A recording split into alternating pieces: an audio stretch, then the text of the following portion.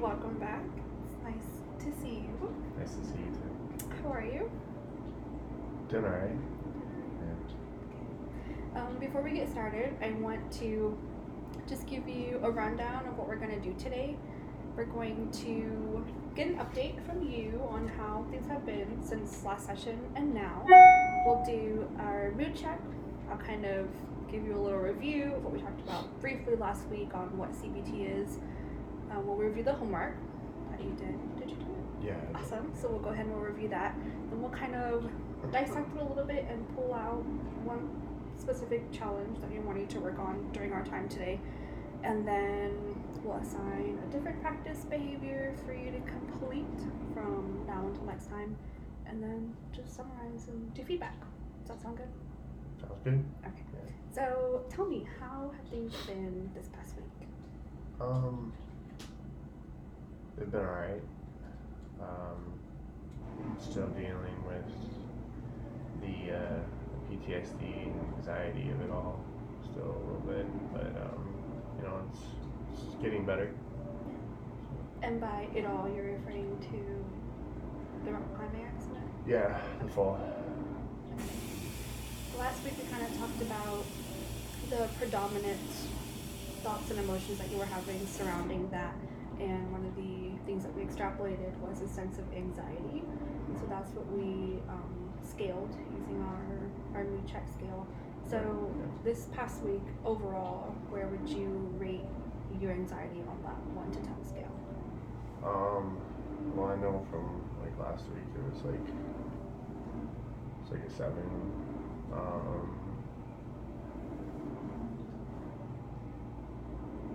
No, I'd say it's like a 5. So at the session last week it was a 7. Throughout this time period, it's out of 5. Yeah. Okay.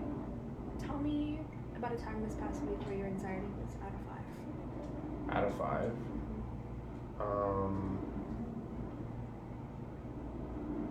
So I was rewatching this documentary that I really like. It's called Free Solo, and just seeing Alex Honnold, climb North Face of El Capitan. There was some anxiety there, but at the same time, I was just thinking, man, like, that's so cool. I can't wait until I go to Yosemite, and I think just kind of being able to watch that now, like a week ago or 2 weeks ago, I wouldn't have been able to watch that. So it's dropped a little bit. So what thoughts were going through your head as you were watching this documentary?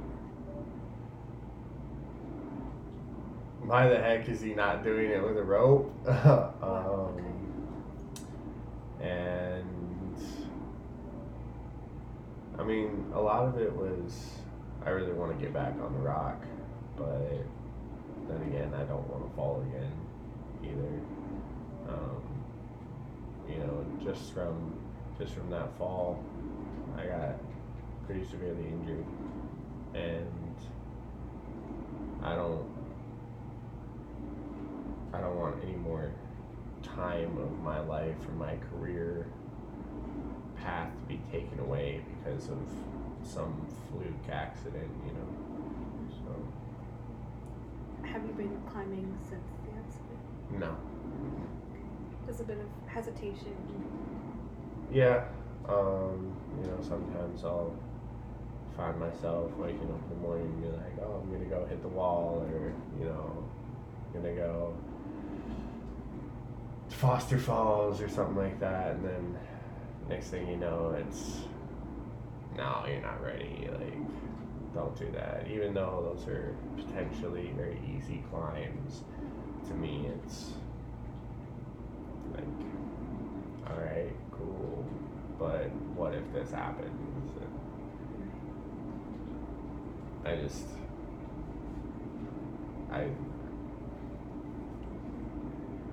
it's scary. Yeah. And trying to overcome that a little bit, but at this time it's still quite not there yet. What about right here, right now in this session? On that same scale, where would you rate your anxiety? Still like a 5. So, okay. Go ahead and make a note of that. Okay. I want to review the homework that you did Okay. in the previous session up until now. Before we move into that, I just want to remind you what CBT is, cognitive behavioral therapy. It's a form of therapy that proposes that it's our thoughts, our automatic thoughts that come first, sometimes so fleeting that we barely realize we've had a thought, that influence our emotions, kind of how we feel about what's happened, and that in turn influences our behavior and how we react. And so just listening to what you were saying just now, it seems like some of the thoughts you were having is leading you to feel anxious and is then influencing you to behave or not behave in a certain way, and in that situation it would look like that hesitation that's keeping you from getting back on the wall. Is that correct? Yeah. Okay. So that is what CBT is, so let's keep that in mind as we review the homework.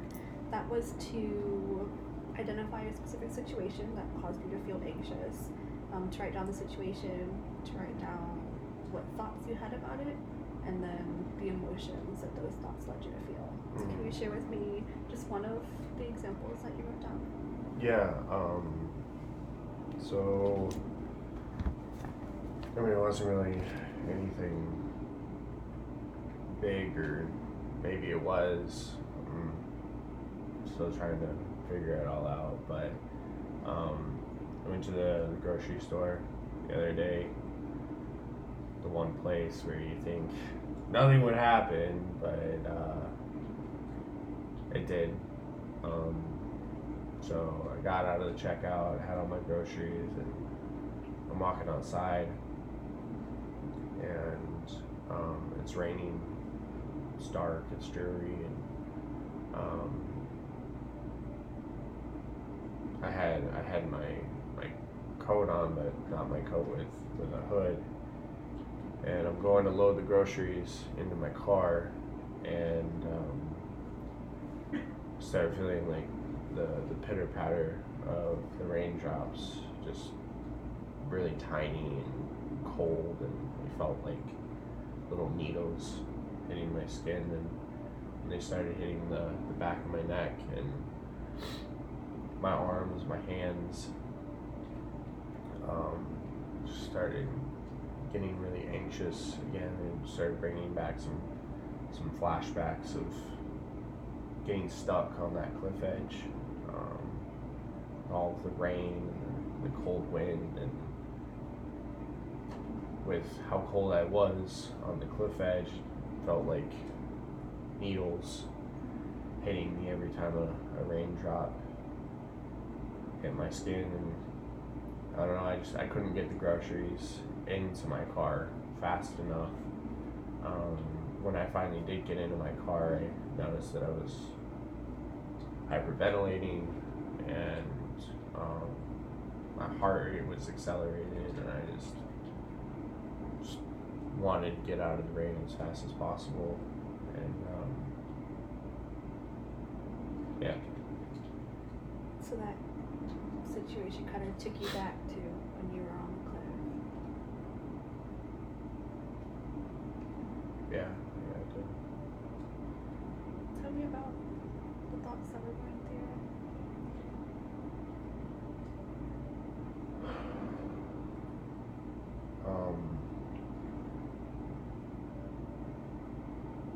Pain, death,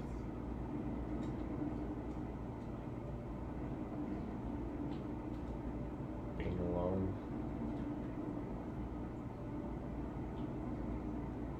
danger,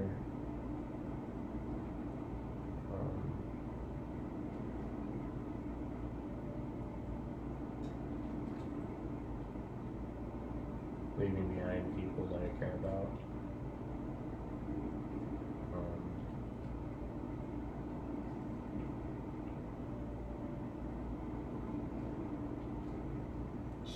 just a lot, I guess. What about the emotions? Tell me what you were feeling.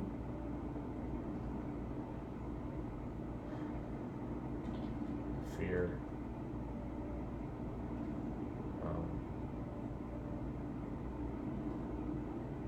It's weird, but I was thinking about this like, a couple weeks ago,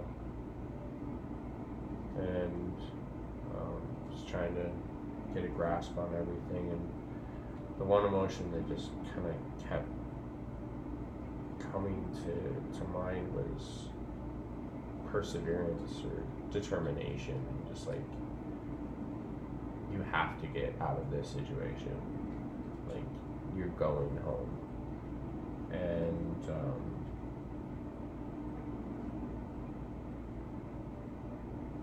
I think that mixed with the fear kind of gave me the energy that I needed. But I don't know, I was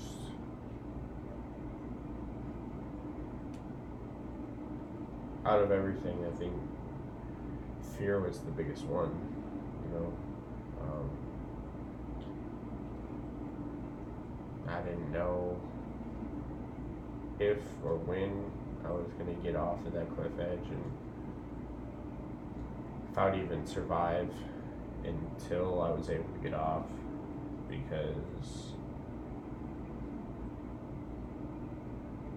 like,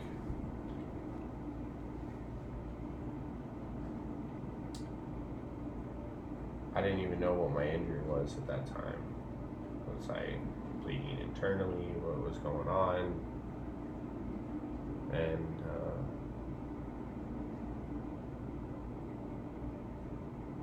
I just knew that I wanted to get home. Feeling a lot of fear then, wanting to get home. Yeah. I can't imagine how difficult that must have been. I appreciate you sharing those thoughts and emotions with me. Of the situations that you presented with the situation in the rain and it causing some sort of flashbacks of fear and anxiety, and the one you mentioned previously of just feeling anxious in general and that causing some hesitation of continuing to pursue rock climbing or get back on the wall. For today, which situation or challenge do you want to specifically address today?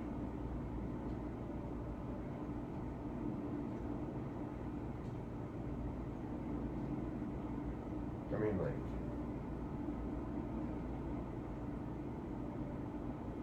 I want to get back on the wall. Okay. That's my goal.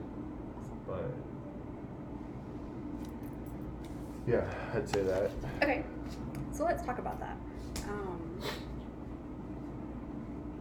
If you got back on the wall, what's the worst thing that could happen?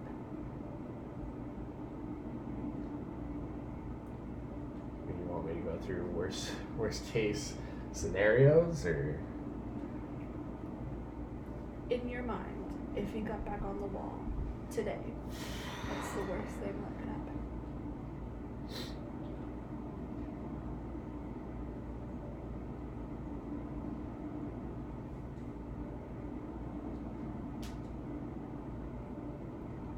well, in my field, we have this thing where we see, or we ask ourselves, is it perceived risk or is it actual risk? And I think that because of my fear, I'm seeing perceived risk as actual risk, and I keep asking myself, like, oh, if I got back on the wall today, like, are my carabiners gonna hold? Is one gonna snap, or is the rope gonna fray, and you know the core is gonna just disintegrate? Or it's stupid things of like that would probably never happen, but at the same time I keep asking myself what if, and I think the worst thing that could happen,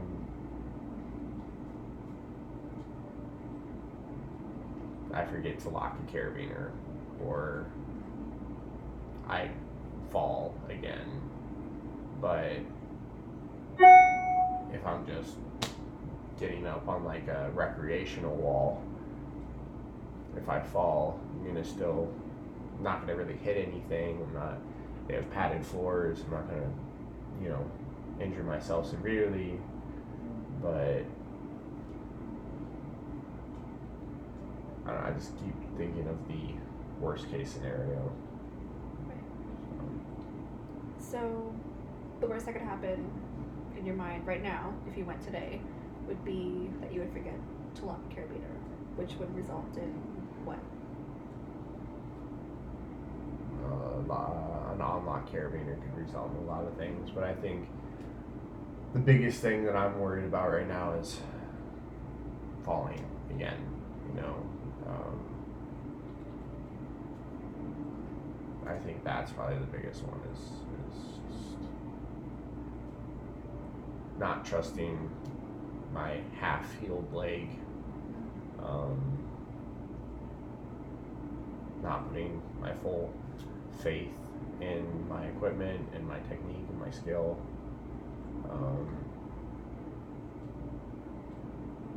So I would kind of knock the not locking a carabiner out. I would say falling is my biggest threat. So, Oh. yeah.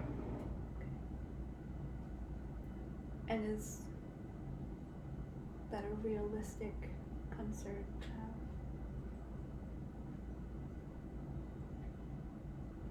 have? I'd say so at this point.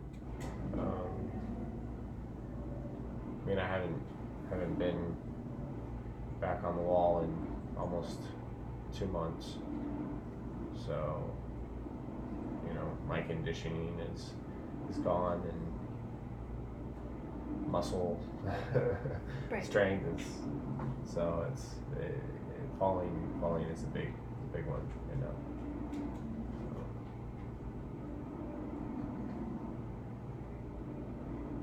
What would you say is the result of believing these thoughts? The result?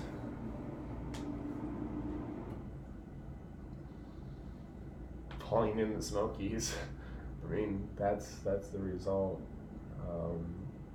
But I mean, before that. So these thoughts that I might forget to lock the carabiner, I may not have enough strength in my leg to get up the wall. These what ifs that you were saying, that you're having a lot of what if questions. Yeah. What is the result of believing those thoughts?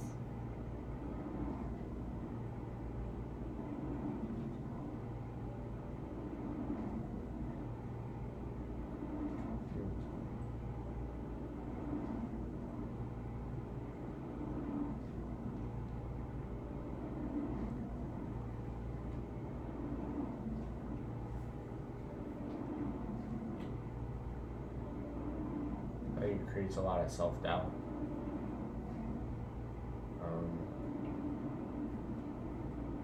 Because I'm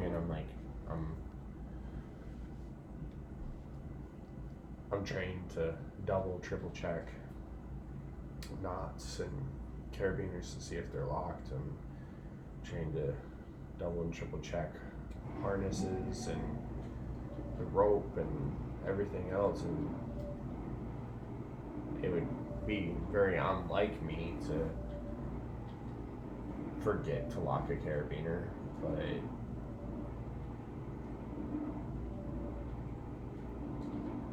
I guess I'm just thinking of the worst possible scenario, and those are things that could really affect me or somebody that I'm climbing with. So Because this is your profession, if there was a coworker who was in the same situation that you were in and was experiencing some of that same anxiety and self-doubt and hesitation from, resuming and getting back on the wall, what would you say to them?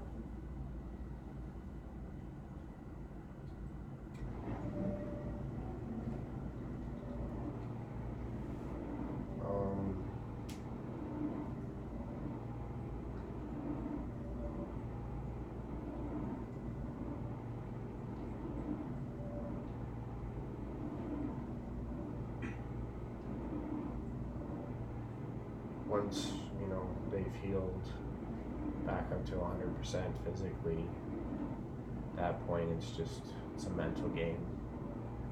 Climbing is a mental game,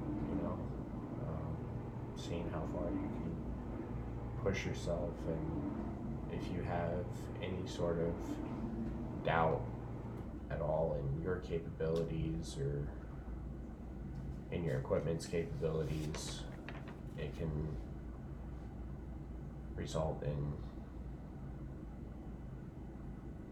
detrimental so-called scenarios, and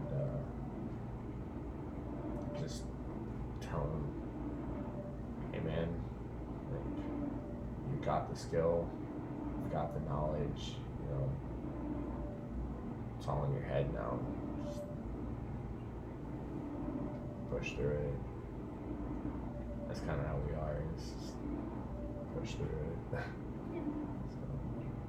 So those same things that you would say to a fellow coworker, if you said them to yourself, what could be the effect of telling yourself those things and then also believing them?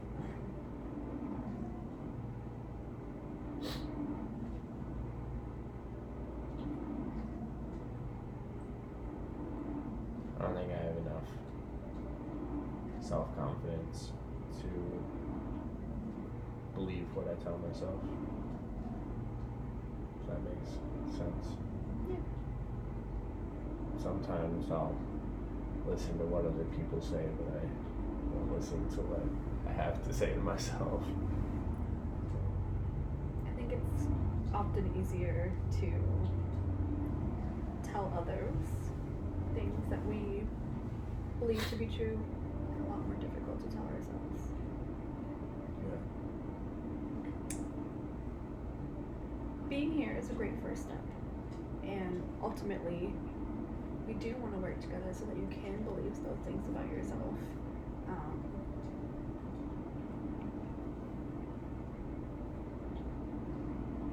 When you're at that point where you do believe those things, what do you think that will look like? What would be the result of that?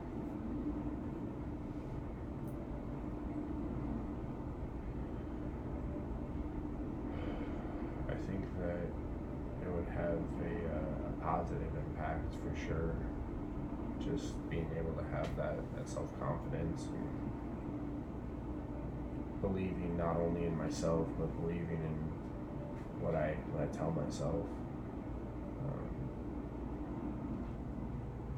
I think at that point is when I would finally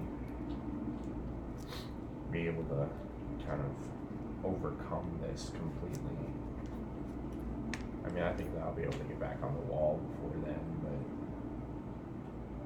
Which is ultimately your goal. yeah. Okay, great. We're gonna go ahead and stop there. I want to extend the practice activity that you did last week on Okay. this form. We're just gonna add a column, right? So last week we did a situation, and then we had you write down your thoughts about the situation and then the emotions that came along with it. Yeah. In this fourth column here, we're gonna add behavioral reactions, or Okay. behavior or reaction. So, do 3 times in between now and we meet again next week, a situation that causes you to feel anxious, and the thoughts that you had about the situation, or the thoughts of the situation.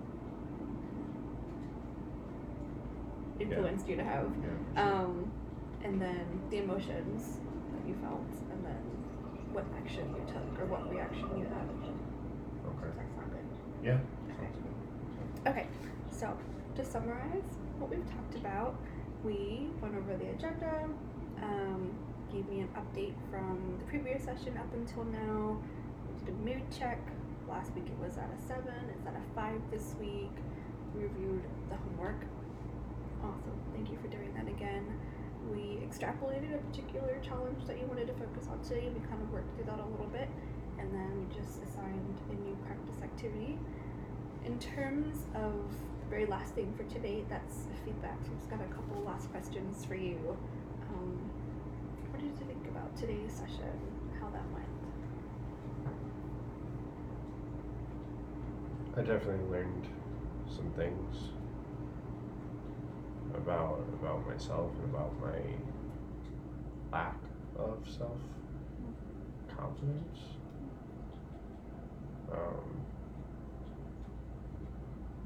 That was interesting. Yeah,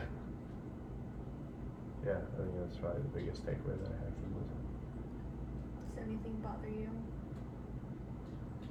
Yeah, because I'm usually a pretty self-confident guy, and not being self-confident in the one area of my life that I have such a huge passion for. It's like mentally just detrimental, you know. But at least it shows me what I need to work on. Yeah. So. Is there anything I can do better moving forward? You've been great so far. I mean, last couple of sessions have been awesome, and I feel like I've been making some progress. So I appreciate that. Thank you. Absolutely. Right. Well, thank you. All right. I'll see you next week. All right. See you next week. Okay. Bye.